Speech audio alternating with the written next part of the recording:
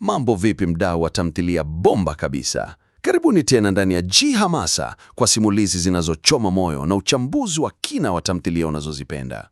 Leo tunashusha mwendelezo wa moto ambao utakuacha mdomo wazi, kuanzia sherehe ya familia mpaka dhoruba ya moto inayotaka kufuta kila kitu. Maandalizi ya chakula cha jioni nyumbani kwa Alaz yanaendelea kwa purukushani nyingi jikoni, huku Paven na wengine wakizozana kuhusu nani anajua kupika zaidi na nani anapaswa kusaidia.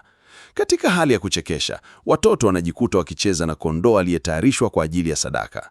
Wakati hayo yakitokea, upande wa pili wa mji, biashara ya Yusuf na Zeliha inazidi kudorora. Wanajikuta wakidaiwa kodi ya miezi kadhaa, na mwenye nyumba Hilmi Bey anaitishia kuwafurusha duka likiwa limejaa baridi na giza kwa sababu ameshindwa hata kulipia gesi.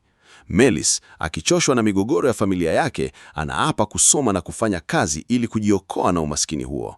Saa ya chakula cha jioni inawadia na familia nzima inakusanyika. Devran anatoa hotuba ya kugusa hisia, akimshukuru mke wake Azize kwa kuwa gundi inayounganisha familia yao na kuwakumbusha kuwa wao ni kitu kimoja licha ya mapungufu yao.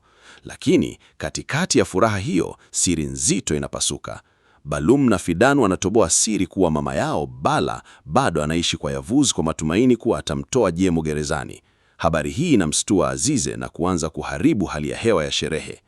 Ghafla, amani inatoweka na kugeuka kuwa jinamizi. Jengo linaanza kuteketea kwa moto, huku moshi mzito ukisambaa kila mahali. Tufan na watu wake wamefanya shambulio la kikatili. Devran anapambana kuokoa familia yake, akimtoa Azize nje na kuhakikisha watoto wako salama, lakini nyumba inageuka kuwa tanuru la moto. Katika kilele cha hasira, Devran anamkamata Tufan na kuwapa kuwa sasa hata baki na huruma tena. Je, Azize na mtoto wake watahimili madhara ya moshi mzito wa moto huo? Devran atatimiza ahadi yake ya kutomwaga damu, au kitendo cha Tufan kuchoma nyumba kimefuta ahadi hiyo? Bala atachukua hatua gani baada ya siri yake ya kuishi kwa Yavuz kuwekwa wazi mbele ya Azize? Usipitwe na sehemu ya ijayo.